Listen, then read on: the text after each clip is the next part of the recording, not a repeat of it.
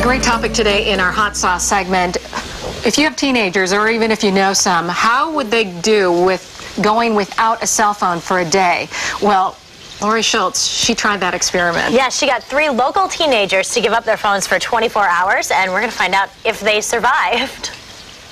I challenge hundreds of Buffalo area teens to voluntarily give up texting not for a week, just a brief 24 hours.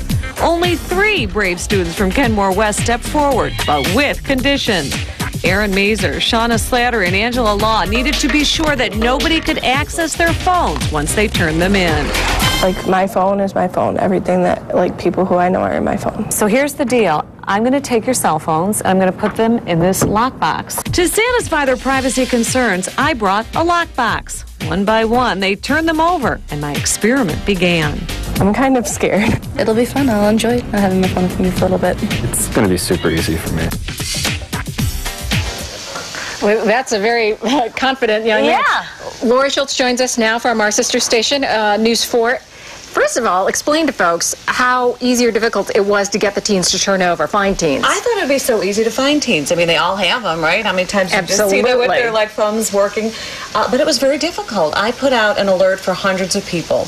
And one school finally bit, and they said, oh, we'll ask 70 students. Of those 70, 10 said, okay. 3 ended up taking part in the program with us. And their biggest fear? And their biggest fear was the privacy issue. They just did not want, they didn't trust anyone with their phone. And if you think about it, I'm like, well, what's on there that's so bad, you know? Like, yeah. out there, you know?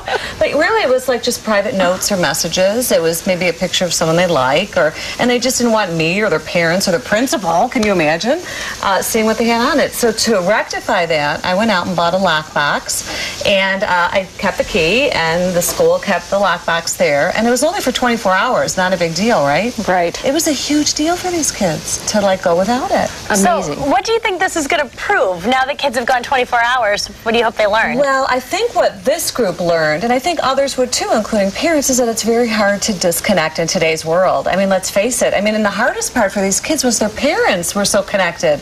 They were the ones who were making it hard for the kids by saying, oh, here, use my phone. Go ahead. Text grandma, like you said. I know. So, you know, I think it was very healthy for them, and they said that they actually had to talk face-to-face. Can you imagine talking to your prom date face-to-face now, as opposed to like texting? Did they enjoy it? Loved it.